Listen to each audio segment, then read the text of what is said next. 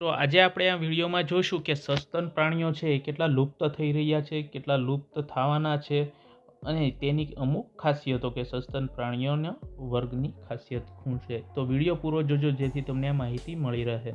અને જો તમે ચેનલમાં નવા છો તો ચેનલને સબસ્ક્રાઈબ કરી બેલ આઇકન ઓન કરી દેજો.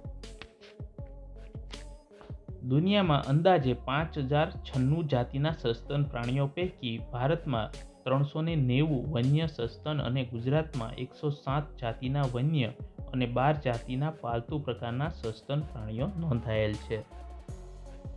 ગેંડાનું શીંગડું વાળના ઝુમખાનું બનેલું હોય છે. વેળાવદર રાષ્ટ્રીય ઉદ્યાનમાં મુખ્યત્વે કાળિયાર નામના મૃગ જોવા મળે છે. ગરોળીની પૂંછડીનો ત્યાગ કરે છે ત્યારે તે જીવી શકે છે. ચિત્તો ભારતમાંથી નામશેષ થઈ ગયો છે. ગુજરાતમાં હાથી, ચિત્તો, વાઘ તથા મોટી ભારતીય ખિસકોલી લુપ્ત થઈ રહી છે. તો મિત્રો આપણે આ જે કંઈ લુપ્ત થઈ રહ્યા છે તો સજગ થઈ જવું જોઈએ કે આમને બચાવવા માટે પ્રયત્ન કરવા જોઈએ.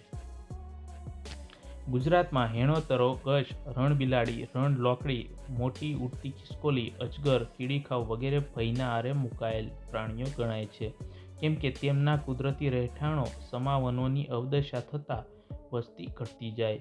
તો જોયું ને મિત્રો, આ જે કંઈ પ્રાણીઓ છે એમની વસ્તીમાં દર દિવસે ઘટાડો થતો જાય છે. હવે આ જે કંઈ અહેવાલ છે એ ગુજરાતની પ્રાકૃતિક વિરાસત ગીર ફાઉન્ડેશન ગાંધીનગરના આધારે મળેલ છે. જે શું કહેવા માગે છે, લુપ્ત થયેલી જાતિને આપણે જોઈએ કે કેટલા પ્રાણીઓ સસ્તન લુપ્ત થઈ રહ્યા. તો લુપ્ત ભારતમાં 3 અને ગુજરાતમાં 5. વિનાશના આરે એટલે કે એનો વિનાશ થવાનો હોય તો એ છે 24 ભારતમાં અને 3 ગુજરાતમાં. ભયના આરે તો એ છે ભારતમાં 32 અને ગુજરાતમાં 2. અરક્ષિત ભારતમાં 62 અને ગુજરાતમાં 7. ઓછા ભય હેઠળ નજીક એ છે ભારતમાં 92, ગુજરાતમાં 18. અને અન્ય જોવા જઈએ તો એ છે ભારતમાં 178 અને ગુજરાતમાં 70. ટોટલ ભારતમાં જોઈએ તો 391 પ્રાણી છે અને ગુજરાતમાં 101.